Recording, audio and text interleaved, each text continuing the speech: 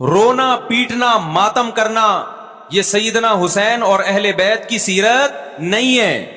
اس بات میں دو رائے نہیں ہو سکتی کہ سیدنا حسین رضی اللہ تعالی عنہ کو جو کربلا میں شہید کیا گیا یہ کائنات کا بدترین ظلم تھا.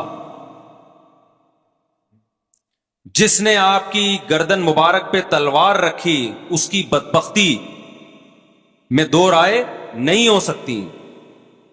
بہت ہی کوئی شقی اور بدبخت جو نواسہ رسول صلی اللہ علیہ وسلم کے قتل کی طرف بڑھا، بہت ہی کوئی بدبخت اور بدنصیب جو کوفہ کے گورنر ابن زیاد کے کہنے پر نواسہ رسول سے لڑنے کے لیے نکلا، جو اس ظلم کو ظلم نہیں مانتا، وہ بھی اپنے آپ کو جہنم میں جانے کے لیے تیار کر رہا ہے. پھر کربلا میں ایک بڑا ظلم یہ ہوا کہ صرف سیدنا حسین ابن علی کو شہید نہیں کیا گیا، آپ کے ساتھ جتنے مرد تھے سب کو شہید کر دیا گیا. لیکن ہمیں پیغمبر صلی اللہ علیہ وسلم اور صحابہ کی سیرت میں کیا ملتا ہے؟ میں ایک آیت سے آپ کو سمجھاتا ہوں.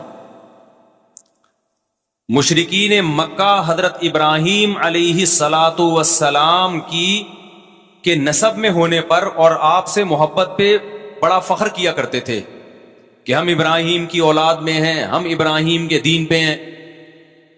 اللہ نے کیا فرمایا رسول اللہ صلی اللہ علیہ وسلم سے کہ ان اول الناس بابراہیم للذین اتبعوہ، اے نبی آپ ان سے کہہ دیجئے ابراہیم سے محبت کے خالی پیلی کے دعوے مقبول نہیں ہیں. ابراہیم کے زیادہ حقدار وہ ہیں جو ابراہیم علیہ السلام کی اتباع کرتے ہیں، اور یہ پیغمبر اور صحابہ یہ ابراہیم علیہ السلام کے دین کو فالو کرتے ہیں، اور تم ابراہیم کے دین کو فالو نہیں کر رہے، ان سے محبت کے دعوے دار ہو. تو خالی محبت کے دعوے داری اللہ کے ہاں مقبول نہیں ہے. اللہ کے ہاں وہ محبت کی دعوے مقبول ہیں جس میں آپ محبوب کو فالو کر رہے ہو. سیدنا حسین ابن علی رضی اللہ تعالی عنہ جو جنت کے جوانوں کے سردار ہیں، آپ سے محبت کا دعویٰ اس وقت مقبول ہوگا جب آپ سیدنا حسین کی سیرت کو فالو کریں گے. رونا پیٹنا ماتم کرنا یہ سیدنا حسین اور اہل بیت کی سیرت نہیں ہے. صبر کرنا، ظالم کے سامنے ڈٹ جانا، جان کے خوف سے اپنی پالیسیوں سے پیچھے نہ ہٹنا، یہ سیدنا حسین ابن علی رضی اللہ عنہ کی سیرت ہے جو آج ہمیں کہیں بھی نظر نہیں آتی.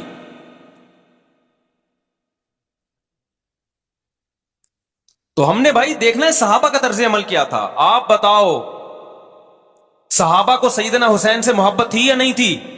کیا غم کا پہاڑ ٹوٹا ہوگا جب اطلاع ملی ہوگی کہ سیدنا حسین ابن علی اور آپ کے اصحاب اور اہل بیت کو سب کو کربلا میں شہید کر دیا گیا ہے. کیا قیامت گزری ہوگی.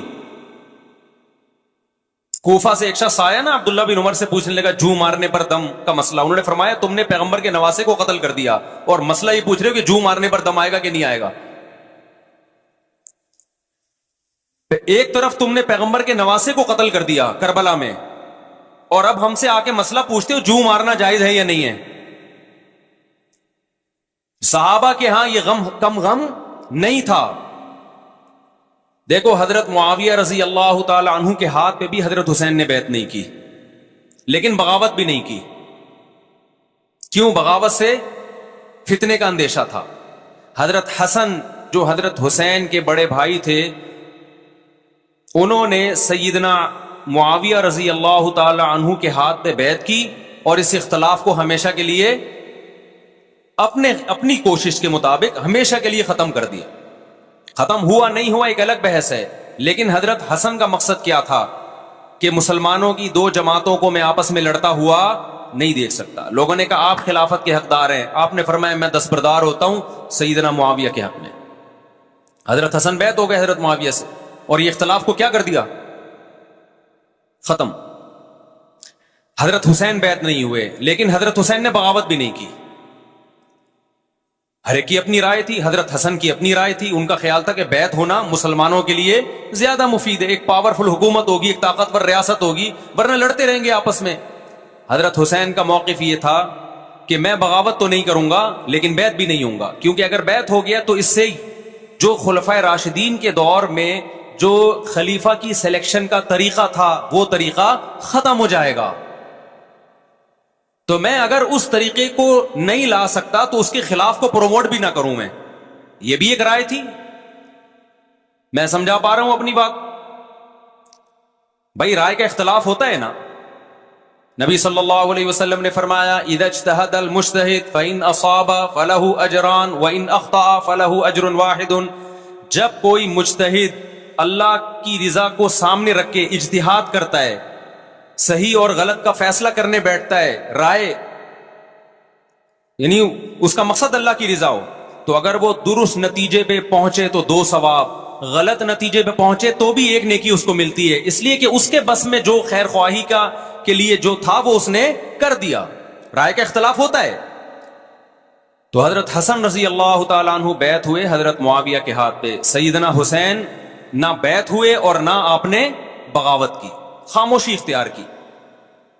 حضرت معاویہ رضی اللہ تعالی عنہ نے سیدنا حسین کو تلوار کی زور سے بیعت پر مجبور نہیں کیا، بلکہ نواسہ رسول کا خیال کیا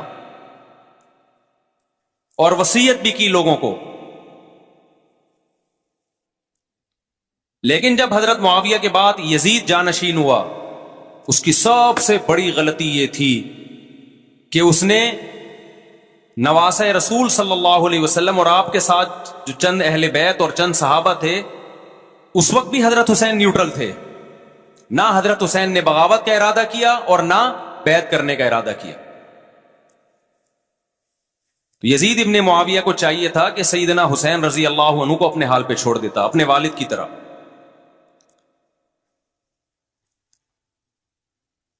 حضرت حسین رضی اللہ تعالیٰ عنہ کو جب کوفہ سے خطوط آئے، یہ میں وضاحت اس لیے کر رہا ہوں کہ حضرت حسین بغاوت کے لیے نہیں نکلے تھے، اس مسلمان حاکم کے خلاف بغاوت کے لیے نہیں نکلے تھے، کیونکہ رسول اللہ صلی اللہ علیہ وسلم کی بہت ساری صحیح حدیث ہے اس بارے میں کہ جو باغی ہے، جو ریاست کے خلاف بغاوت کرتا ہے، اس کو نبی صلی اللہ علیہ وسلم نے اس عمل کو پسند نہیں کیا.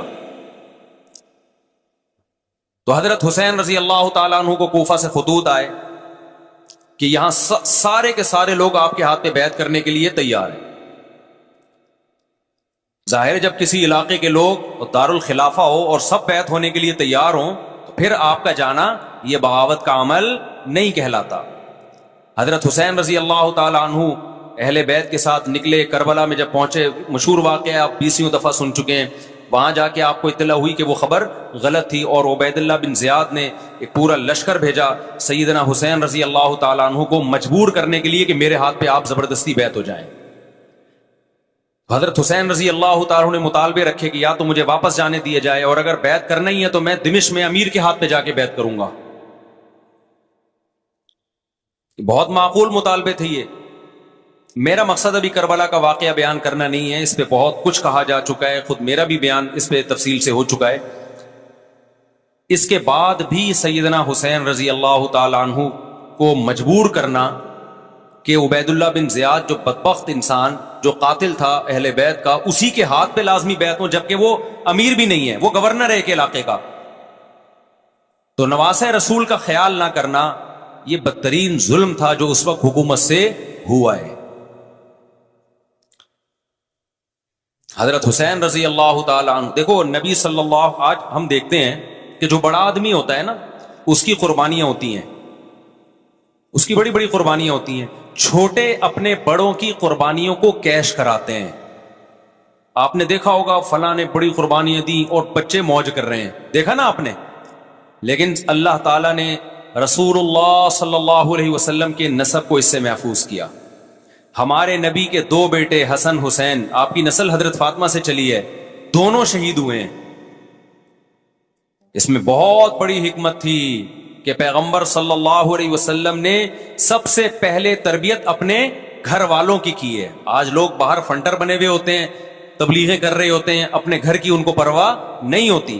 نبی صلی اللہ علیہ وسلم نے سب سے پہلے جو تربیت کی ہے کس کی ہے؟ حضرت حسن اور حسین کی ہے. تو جب کربلا میں آپ کو چاروں طرف سے گھیر لیا گیا اور آپ کو مجبور کیا گیا کہ آپ نے ابن زیاد کے ہاتھ پہ بیعت کرنا ہے، تو آپ نے اس ذلت کو گلے لگانے سے انکار کر دیا. آپ کو 100% یقین تھا کہ اتنے بڑے لشکر کے سامنے میں ٹھہر نہیں سکتا، اسباب کی دنیا میں فتح کی امید نہیں ہے. لیکن حضرت حسین رضی اللہ تعالی عنہ نے لڑنے کا فیصلہ کر کے اور شہادت کو قبول کرنے کا فیصلہ کر کے ابن زیاد اور اس زمانے کے حکمران جو اس قتل پہ راضی تھے، قیامت تک کے لیے ان پہ لعنت کے سلسلے کا دروازہ کھول دیا. بعض دفعہ اللہ بھی یہ چاہتے ہیں کہ بدبختوں کو ڈھیل ملے تاکہ ان کا جرم سنستدرجہم من حیث لا یعلمون. قرآن کہتے ہیں نا ہم ان کو ڈھیل دیں گے، ان کو برائی میں ہم آگے بڑھنے دیں گے، ایسے بڑھنے دیں گے کہ ان کو خود بھی پتہ نہیں چلے گا، تاکہ قیامت کے دن ان کا عذاب ان کو کئی گنا بڑھا کر دیا جائے. اب میرے بھائی ہمارے لیے کیا سبق ملتا ہے؟ جب یہ واقعہ ہوا عالم اسلام میں کوہرام مچ گیا.